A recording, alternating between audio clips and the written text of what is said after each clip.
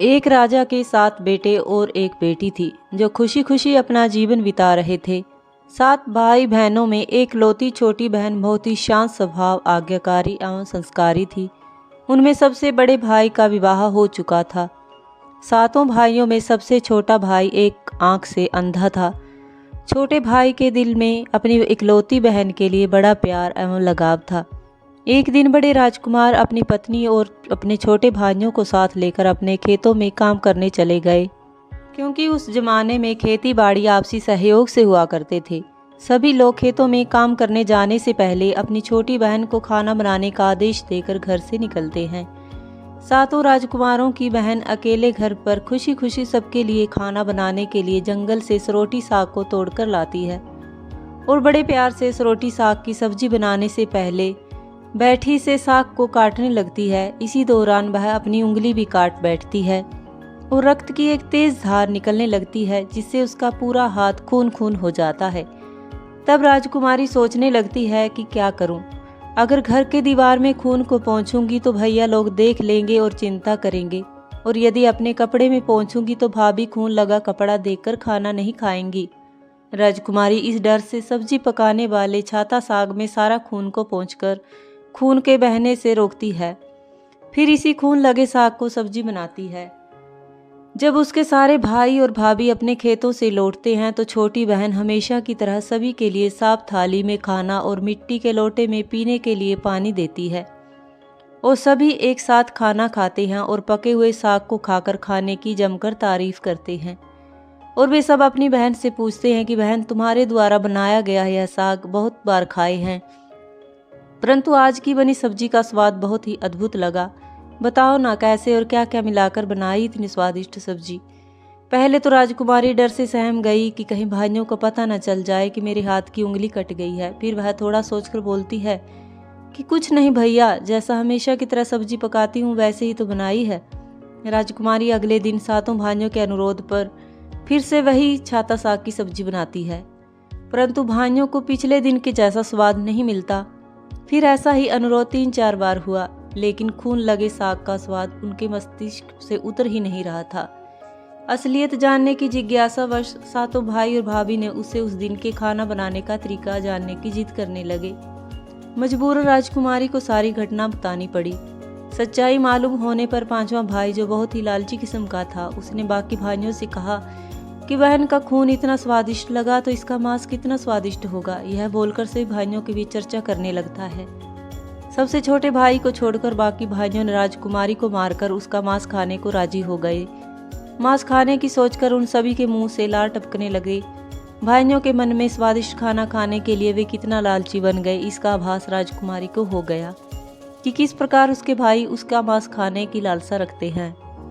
एक दिन सातों भाई शिकार खेलने के बहाने राजकुमारी को लेकर घने जंगल में लेकर जाते हैं, जहां पूर्व से निर्मित 4 केंद के वृक्षों पर बने मचान के नीचे पहुंचते हैं, जिस पर अपनी बहन को यह झूठा बोलकर चढ़ने के लिए बोलते हैं कि इस मचान पर जंगली जानवर तुम पर हमला नहीं कर सकेंगे। इस प्रकार सातों भाई अपनी बहन को मचान पर बैठाकर अपना अपना धनुष लेकर शिकार करने का बहाना करके चले जाते हैं। तब राजकुमारी को पूरा आभास हो चुका था कि आज उसका आखिरी दिन है, लेकिन वह चाहती थी कि उनके भाइयों की इच्छा पूर्ण हो, इसलिए भी वह मचान पे जाकर बैठ जाती है। फिर सभी भाई केंद के वृक्ष पर बने मचान से कुछ दूरी पर स्थित टोंगरी पर अपने धनुष बाण के साथ पहुंचते हैं और एक एक चट्टान पर बारी बारी से अपने बाणों को तेज धार प्रदान करते हैं। टोंगरी के ऊपर सबसे पहले बड़ा भाई अपने तीर को चट्टान में धार करता है और अपनी बहन पर धनुष से निशाना लगाकर तीर छोड़ता है। तभी राजकुमारी पूरी बातों को समझ जाती है और भाइयों का क्या इरादा है, और अपनी मातृभाषा में गीत को गाने लगती है। बिंदु बिंदु दादा छाती ताइक ताइक, अर्थात जान से मारना है तो भाई तीर को सीधे मेरी छाती में मार करो, इधर उधर तीर क्यों चला रहे हो। फिर सभी भाई बारी बारी से अपने तीर की धार को तेज करते हैं और राजकुमारी पर निशाना लगाकर तीरों को छोड़ते हैं। 6 भाइयों का निशाना चूक जाता है और 7वां भाई, जो सबसे छोटा था, वह तीर चलाने से इनकार कर देता है, क्योंकि उसे अपनी छोटी बहन से बहुत प्यार था और धनुष बाण चलाने में सातों राजकुमारों में सबसे निपुण था। राजकुमारी जानती थी कि उनके 7 भाइयों में सबसे छोटा भाई बाकियों की तरह लालची नहीं है, छहों भाई छोटे भाई पर पूरा दबाव डालते हुए आदेश देते हैं कि अगर वह तीर नहीं चलाएगा तो बहन की तरह उसे मार देंगे। फिर छोटा राजकुमार उदास मन के साथ तीर को थोड़ी ही धार लगाकर दूसरी दिशा में छोड़ने की कोशिश करता है और तीर को धीरे से छोड़ता है। राजकुमारी हर बार की तरह इस बार भी वही गीत गाती है, बिंदु बिंदु दादा छाती ताइक ताइक। इतने में छोटे भाई का तीर सीधे राजकुमारी के सीने को भेद देता है और राजकुमारी की आत्मा शरीर से अलग हो जाती है और उसकी आत्मा उसी स्थान पर भटकने लगती है। तभी वह देखती है कि उसके शरीर का मांस खाने के लिए उसके भाई कैसे लालच करते हैं और सबसे छोटे राजकुमार को जबरदस्ती मारपीट करके उसके शरीर को काटने का आदेश देते हैं। बहन के मांस को पकाने के लिए बहुत सारी सूखी लकड़ी लाने के लिए छोटे राजकुमार को जंगल भेजा जाता है। छोटा भाई जंगल में खोज खोज कर ढेर सारी लकड़ी जमा करता है और सोचता है कि कैसे इतनी सारी लकड़ियों को लेके जाऊंगा। भाइयों ने जो रस्सी दी थी वो 7 टुकड़ों में दी थी। उन्हें जोड़ने पर भी यह रस्सी इन लकड़ियों को नहीं बांध पाएगी। देर होने के डर से राजकुमार उदास होकर रोने लगता है और उसकी आंखों से आंसू धरती में गिरने लगते हैं। वह अपनी बहन को याद करके रो ही रहा होता है कि तभी एक नाग देवता वहां आते हैं और पूछते हैं कि क्यों रो रहे हो राजकुमार। वह इधर उधर देखता है किंतु कोई भी नजर नहीं आता है। फिर राजकुमार को नाग देवता दिखते हैं और राजकुमार नाग देवता को अपनी पूरी आपबीती सुनाता है। फिर नाग देवता उसे कहते हैं कि मैं लकड़ी में रस्सी की भांति लिपट जाता हूँ और तुम जैसे ही लकड़ी वहां रखोगे तो मैं धीरे से निकल जाऊंगा। और राजकुमार ऐसा ही करता है। सभी बड़े भाई यह देखकर चकित रह जाते हैं कि कैसे उनका छोटा भाई रस्सी के 7 टुकड़े होने के बावजूद भी जंगल से इतनी सारी लकड़ियां लेकर आता है। तत्पश्चात वे लोग अपने छोटे भाई को पानी लाने के लिए घड़े में 7 छेद करके भेज देते हैं।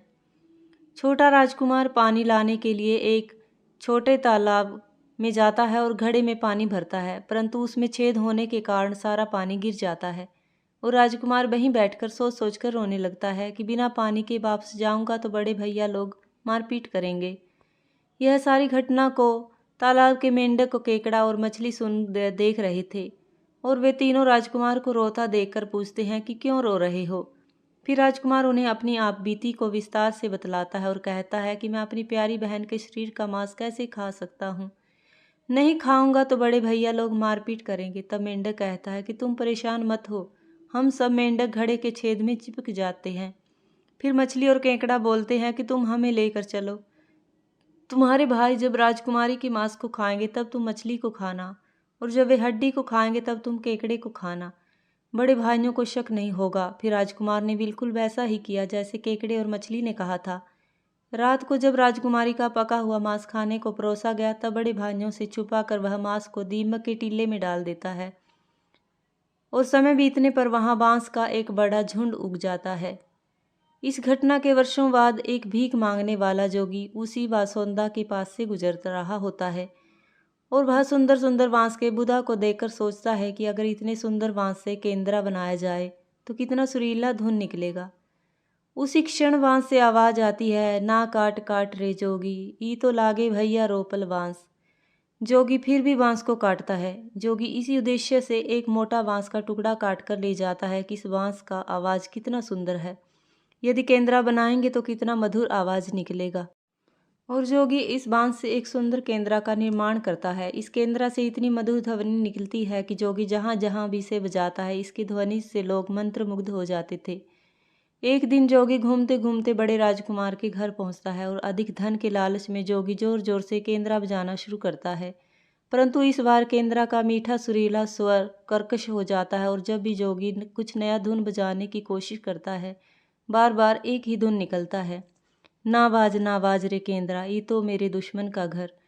बार बार यही धुन निकलने पर बड़ा राजकुमार मारपीट करके जोगी को अपने घर से भगा देता है। ऐसे ही घूमते घूमते जोगी हर भाई के घर जाता है, लेकिन हर बार की भांति वही धुन, ना बाज रे केंद्रा, ये तो मेरे दुश्मन का घर। यह धुन सुन सारे भाई जोगी को डांट डपट कर भगा देते हैं।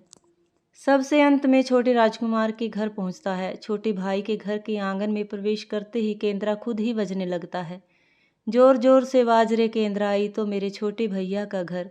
बड़ा ही मधुर मीठे स्वर का धुन सुनकर छोटा राजकुमार चंद्राकर मोहित हो जाता है और यह धुन सुनकर छोटे राजकुमार से रहा नहीं गया और जोगी से केंद्रा की मुंह मांगी सोने की मोहरें देकर उसे खरीद लेता है। तथा जोगी को अच्छे से मेहमान नवाजी करके अच्छे से विदा कर दिया जाता है। धीरे धीरे समय बीतता है और छोटे राजकुमार अपने काम से कुछ दिनों के लिए बाहर जाते हैं।